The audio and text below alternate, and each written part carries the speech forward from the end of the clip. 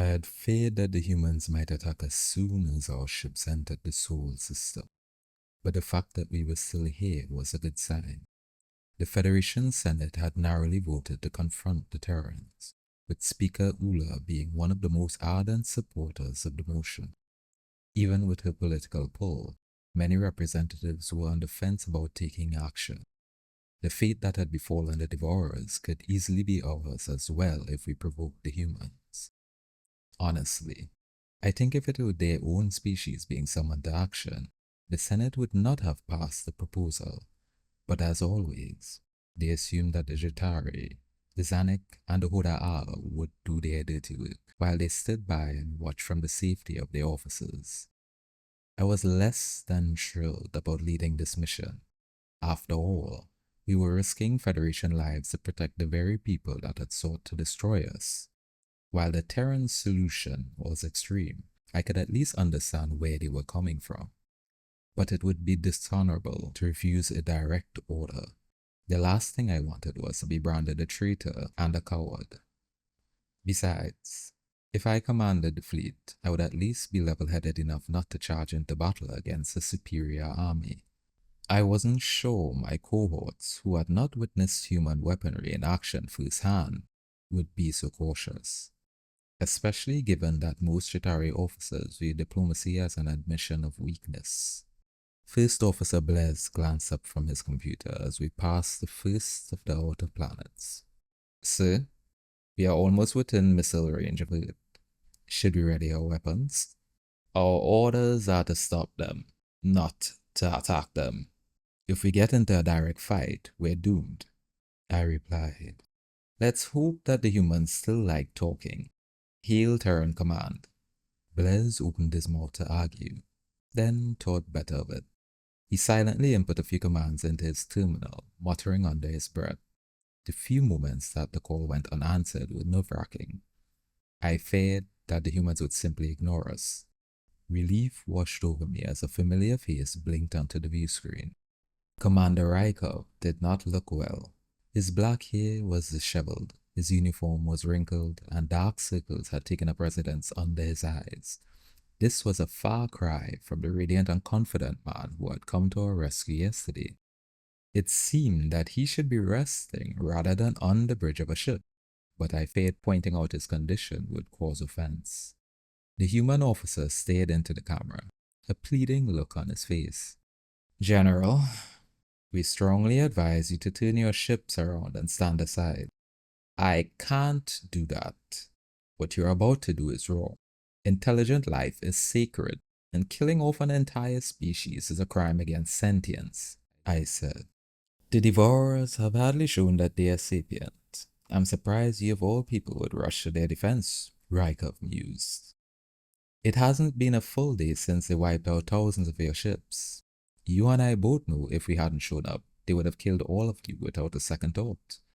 I flinched. Don't remind me. For all that they have done, I don't want to see an entire species slaughtered. That makes us just as bad as them. Their actions don't make yours right. Commander Rykov sighed. Well, it seems we are at an impasse. I assume you're going to attack us if we don't stand down? We just want to talk. You don't have to do this. Your species has a moral code, right? I took a deep breath, trying to collect my thoughts. What if there are innocent people, children and civilians, on their homeworld? Look, I don't like what we're about to do, but I have my orders. We don't even know if they have civilians, or if they can show emotion. Exactly, we don't know. What's the harm in waiting, getting more information? Don't you want to know why they're doing this? I'd like to understand. Rykov tilted his head as though thinking. I suppose it would hurt to gather some intelligence. Hell, it might come in handy down the road. What would you suggest? Do you think you can capture one of their ships? We need to bring one of them in alive. Yeah, I think we can do that, General. What would you say to joining us in person on our flagship? We would rather stand together than as enemies. I weighed my options. This could easily be some sort of human trickery. luring the highest-ranking Federation officer to their headquarters just to be imprisoned. Taking me out of the picture would disrupt our fleet's command. It was only natural to find their offer a bit suspect. But I figured if Rykov's intentions towards us were malicious, we wouldn't be having this dialogue in the first place. The Terrans had the ability to knock out an entire fleet in one fell swoop, yet they had not fired on us. At any rate, I still owed the commander a great debt for saving my life. The least I could give him is a bit of trust. "I'd be happy to join you, Commander," I answered. The hint of a smile crept onto Rykov's face. "Excellent. We'll await your shuttle. Come alone and unarmed. Please order your ships to hold their advance and allow us passage." The transmission ended, and First Officer Blez immediately piped up. "Sir, you can't seriously be thinking of going over there." I scowled at him, not appreciating my decisions being called into question. "I have to. It's our only chance at talking the humans down, and it will be the first time anyone has spoken with the enemy firsthand." Of course, any insight I could glean into the Devourer's nature would be priceless to the Federation. But I would be lying if I said my curiosity wasn't personal. I delighted in the possibility of demanding their reasons myself. Mass murder was not the solution, but our foes needed to be held accountable for the losses they had inflicted. 2 Terran soldiers were waiting in the airlock as my shuttle docked. The pat-down they gave me felt a bit invasive, but I suppose they just wanted to be thorough. Once they were satisfied that there were no weapons on my person, they led the way to the bridge. Compared to Federation vessels, the Terran flagship was downright ugly on the inside. The passageways were cramped, and the colors were a drab mix of grey and off-white. It was evident the humans gave little consideration to design elements, rather focusing on packing the warship with as many weapons and stations as possible. I couldn't help but feel a bit claustrophobic as we navigated through the series of winding corridors and tight staircases. The hallway finally opened up into a wider chamber, which was lined with rows of computer monitors and a holographic display at the center. My first thought was that I had never seen such a disorderly command center in my life. Dozens of personnel were bustling about the place, tablets in hand, shouting at each other. How could they even function amid such noise and chaos? Commander Rykov was at the heart of this madness, studying a projection of the Devourer fleet. 2 officers stood by his side. It seemed that they were providing rough estimates of enemy capabilities and reviewing a plan. I grimaced and rubbed my forehead as I walked over to them. A headache was already setting in from the commotion. "Welcome aboard, General." Rykov didn't look away from the holomap for a second, so I wasn't quite sure how he spotted my approach. "We'll be leaving in a few moments. I trust you won't give us any trouble. Sit back and enjoy the show."